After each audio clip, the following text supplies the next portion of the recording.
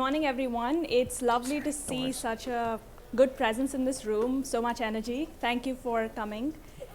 So as Gordon mentioned, I'm Sampada TELANG. I'm the strategic partner lead for gaming publishers at Google.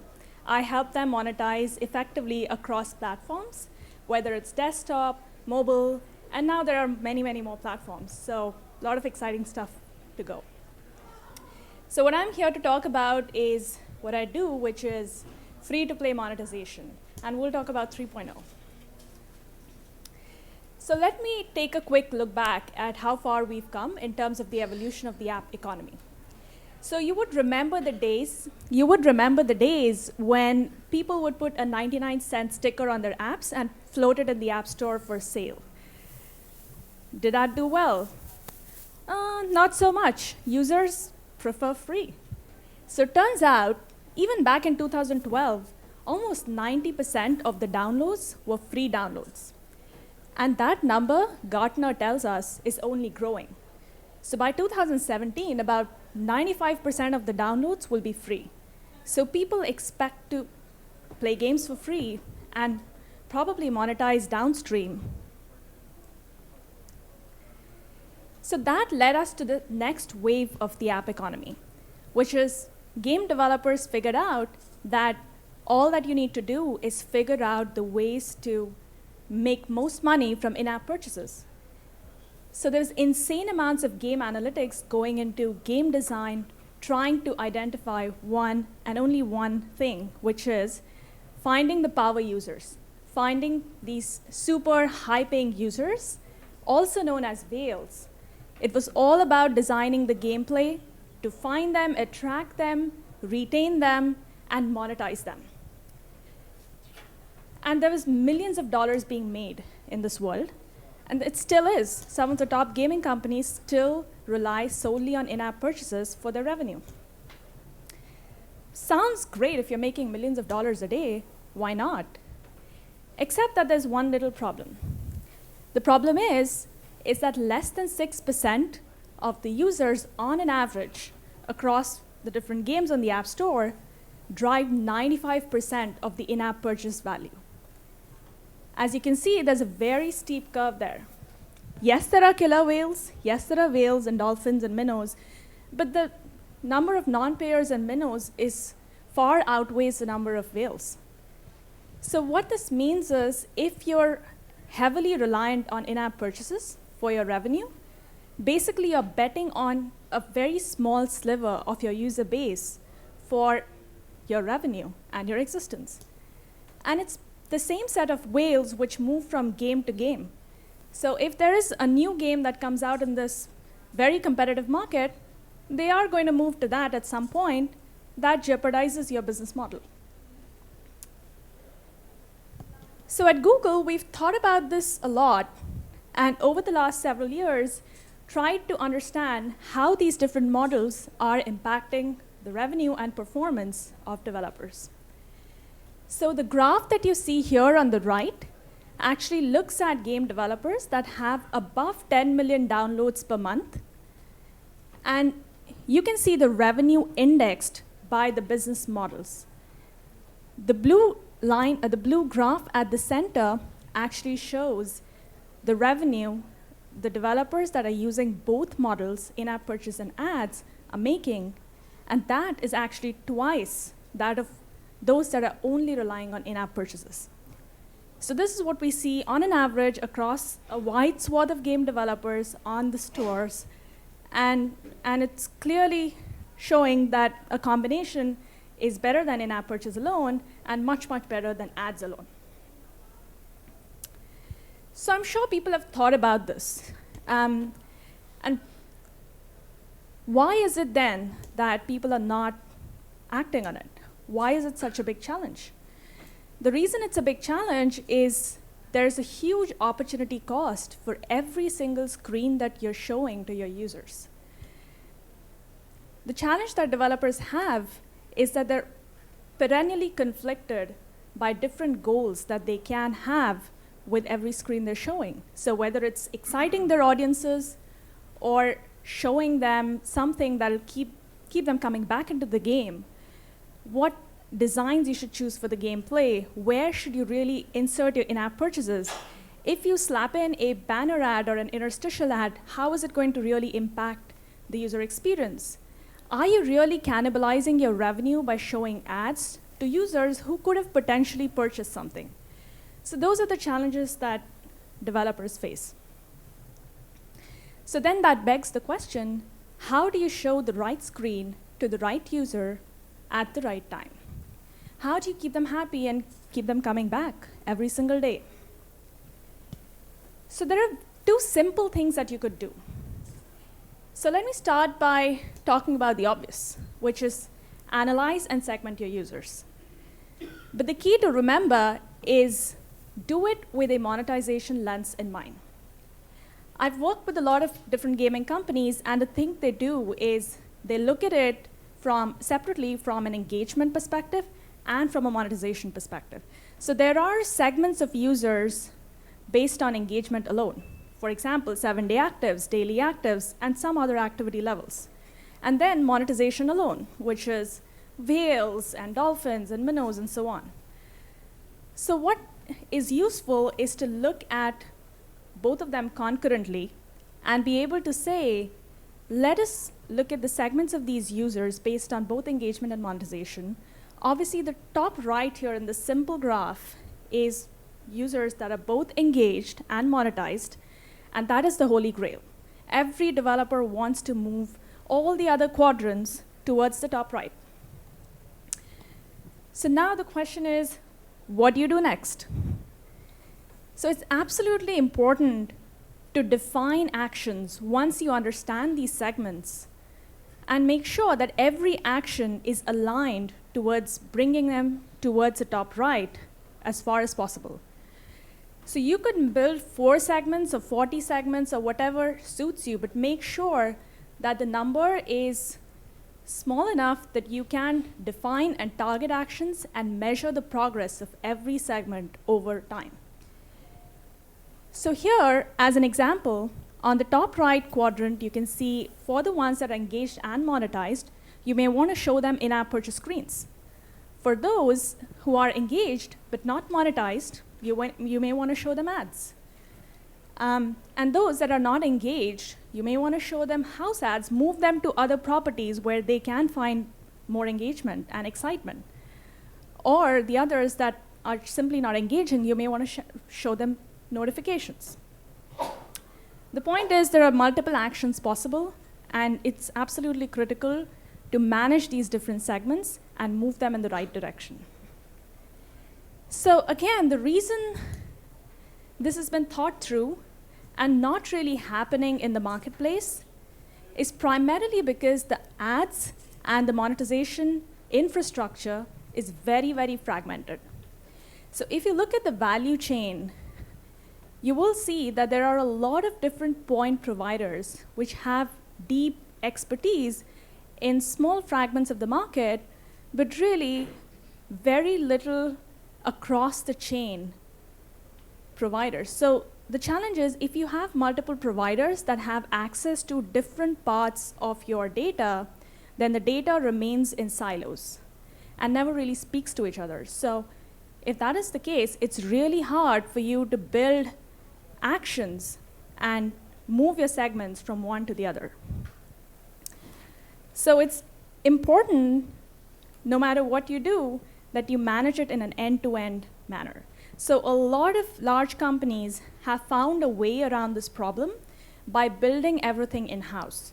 So I know of companies that have built very powerful, incredibly powerful analytics engines in-house, also ad servers in-house, which can take these actions. But is that scalable? It isn't. It requires a lot of time, investment, and effort, and that is not where people should be spending their time. You should be spending your time building great games. So I can start by sharing how we think about this at Google.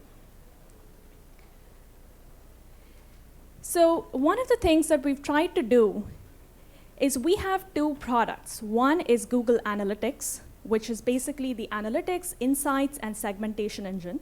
It's incredibly powerful. And the other is AdMob, which we've evolved over a period of time to be a very powerful action-based engine. And what we've done is built really deep integrations between these two products with the goal of not letting your data sit in silos and really making actions that you can target to segments easily available. So I just gave you an example of Google Analytics and how it works. I'll call it GA. So in terms of measuring engagement, you can pretty much measure anything you like. You can track every single page and experience in your app. So for example, here, it actually shows and measures how many users visited your first screen, what part of the screen they were on, how many of them actually moved to the next screen, which parts of the screen they were on, and so on and so forth. So it can go pretty deep. But then the next part is about creating segments of users. So the example here shows the two dimensions I was talking about, which is first based on monetization. So here you can see in-app revenue is a field you can select. And based on the in-app revenue per user, that's a filter you could have inside GA. In addition to that, there is some activity metric that you can decide on your own. Here we've chosen days since the last session. So you could segment your users, slice and dice them in any which way you like. In fact, you can create up to 1,000 segments per app, which is pretty powerful. GA also helps you measure conversions. No matter what the goal of your game, you can actually measure events. So next piece, which is the critical one, is what do you do once you have segments in place? So now we have AdMob, which is a very powerful action engine, which helps you take the actions for each of those different segments. So in here, I'm not sure if it's very clearly visible, but AdMob used to have two tabs. One was Monetize, and one was Promote. So we added another tab in there, which is called Analyze. And we did that because we believe that all your in-game analytics needs to be at one place along with the action engine. So you can actually get access to all of your Google Analytics data in the same place, inside your AdMob dashboard. And then what this allows you to do is deploy these actions intelligently. So let's say if you have decided to segment your users based on their paying capacity, high payers and non-payers, just giving a simple example here. For your high payers, you may decide to show them in-app purchase promotion screens. And then for the non-payers, you may decide to show them ads. You can do this very quickly. The ability to convert these segments into audience lists is very powerful. And then set these actions so your different users have a very different experience inside your games. They have a great experience, and they also help you monetize effectively. So this is just an example of the in-app purchase ads and how they look. There's a lot of effort and time spent in doing that and making sure that we could build an end-to-end solution on this. And we have our team here, Elliot from our team, who worked on this. So the other exciting thing we have is the ads innovation that we're doing. So what we've seen is there are obviously interstitials and banners that continue to perform really well. But we've seen the ads which have high engagement and offer users control tend to do really well. So with that in mind, we have taken some of our best performing ad formats called TrueView ads from YouTube and brought them into AdMob. How many of you have seen video ads on YouTube? Great, quite a few of you. You must remember seeing the ads which have a 5-second skip timer and a skip button. Those are the TrueView ads. And this is a win-win for everyone because the users only view the ads if they really want to. It's a win for the game developers because the users don't really exit the app, whether or not they view the ad. And it's a win for the brand advertisers because they only get to engage with the users that are interested in viewing their ads. So it's a great experience, and we're very excited about this development. I don't know how much time we have. OK. Looks like I have some time. So I'll quickly share 2 stories with you in terms of how some of the developers have innovated around using ads and in-app purchases in a very effective way. So Game Basics has a very popular game called Online Soccer. They moved from desktop to mobile in 2012.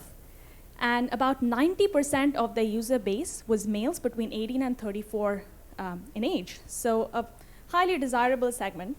They thought that most of them would be core gamers and would actually purchase their premium version on mobile through in-app purchases. But they observed the behavior over time and found that, in fact, only 10% of them were actually purchasing anything. So their strategy was to start showing ads to the remaining 90% and observe the behavior and see how these users are engaging with the ads. What they found was that most of the gamers actually were fine, and they engaged pretty well with the ads. And further research showed the reason why is because a lot of people think it's OK to see ads because that is what's helping them play the game for free. But then there were a few users that did not like the ads. And they were clicking the ads away again and again and again. So what Game Basics did was segmented these users and selected an action, which is to say, every 3 times someone clicks away an ad, let's show an in-app purchase screen, prompting them to buy the premium version of the game, which will be ads-free. Once they did that, they saw a lot of their users actually start purchasing. And so not only did they make 25% additional revenue because of their ads, but they were also able to increase their in-app purchase revenue by converting their non-paying users to paying users using ads as a lever. The second example I wanted to share was of ColoPL. It's a Japanese company, very successful, and they have a portfolio approach. So in their portfolio, they had some games that were designed only for their core gamers, and there were others that were designed for casual gamers. They decided to allocate 50% of the inventory on their casual games to show house ads for their super premium games, and decided to move their users from one to the other games. So overall, they've done well in terms of using ads and in-app purchases together as a strategy to move one segment of users in the right direction in the most desirable category. So with that, I'd just like to end by saying, at Google, we think that game developers should be spending their time doing what they do best, which is building games. And so we've decided to take a lot of the mundane stuff off your plate. And we have a lot of different tools to help you build your game, grow your audience, engage with your players, and finally, monetize your content. Thank you.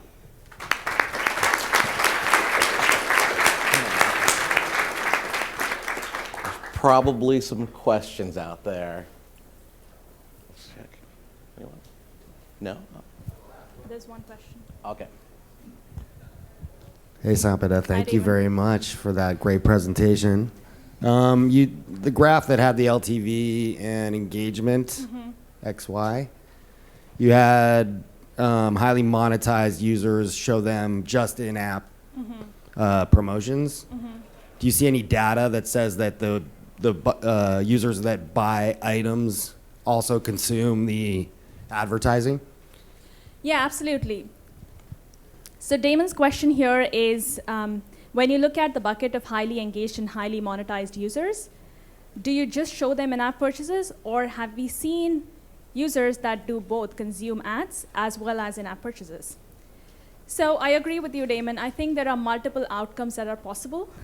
You could decide to show them ads, which may have higher value than some of the in-app purchases. So you can show them any actions that you think are valuable. The point is to be able to understand your user segments well enough so that you can take those actions.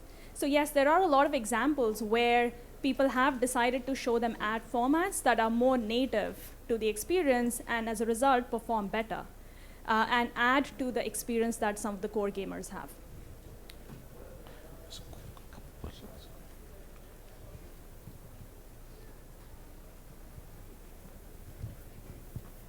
Awesome. Is this cross-platform, Android, iOS, and any other platforms, and any learnings between the two platforms in terms of consumer engagement and conversion? So the question is this cross-platform, and are there any differences across platform? So yes, Google Analytics and AdMob both are across the platforms. And in terms of the differences across platforms, we see that users are inherently the same, whether they're accessing the content through iOS or Android or any other platform. And as a result, the ability to understand them and move them in a certain direction remains the same. So I think it's important that we have tools that cater to all the platforms, and that's the strategy that we've taken at Google. Yes, one more over there. Thanks. It was a nice presentation. We've seen some issues related to scalability with analytics free product. Could you just talk a little bit about the limits related to storing and querying data, and a little bit about how sampling works? We've seen kind of the sampling feature. Once you hit, it seems like once you hit a certain amount of data and you're querying a lot of it, the sampling rate can get pretty low. So could you talk about how Google does this kind of sampling, and the analytics product does this kind of sampling, and the effects that you've seen on the integrity of the data? Absolutely. So to summarize, the question is about the Google Analytics product and sampling, how this reduces the integrity of the data and details around that. So I wish I had the Google Analytics team product managers with me to answer this question. But yes, we've done a lot of analysis into integrity and sampling issues. If you connect with me offline, I'll make sure to get you in touch with the product managers on that front and get you the specific answers you're looking for. Thank you.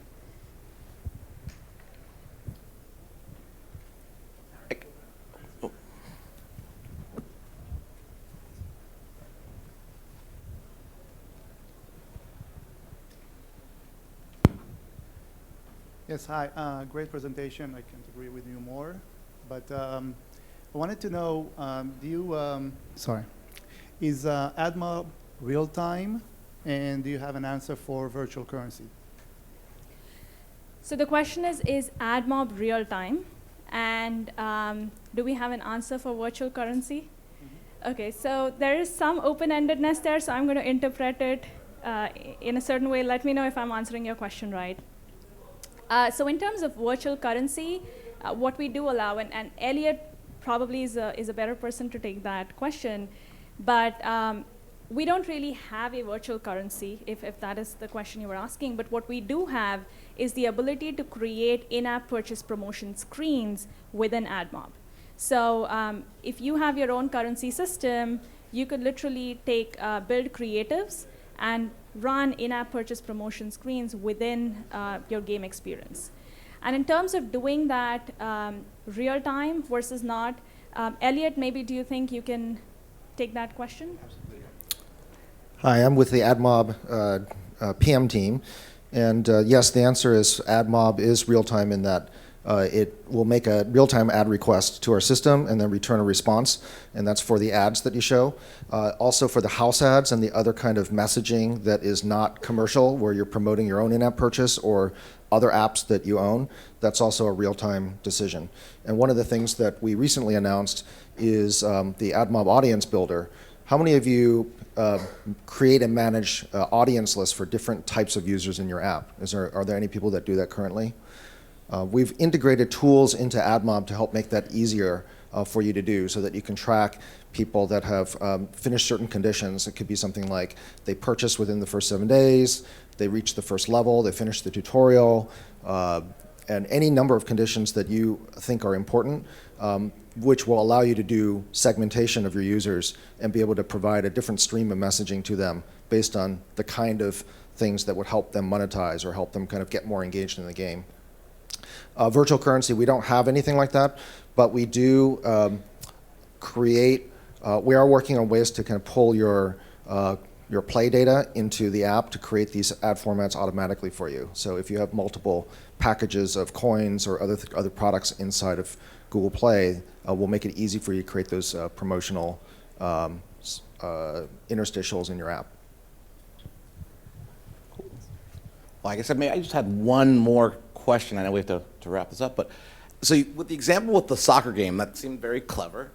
I guess my question is, how do you guys cultivate best practices or maybe standards, right? So that I guess the players can continue to have good experiences like that across lots of games, across lots of apps. Like how do you cultivate that so that people aren't just doing maybe all sorts of different things that might not be best practices? Right. So the question is there a certain set of best practices that Google advises the industry on in terms of balancing the user experience and monetization? So one of the things that we do very proactively is work with our developers, observe the different models that they do, and look at the ones that are great from a user experience standpoint as well as monetization standpoint, and build case studies like the ones that we presented. There are many, many more of these case studies on our website.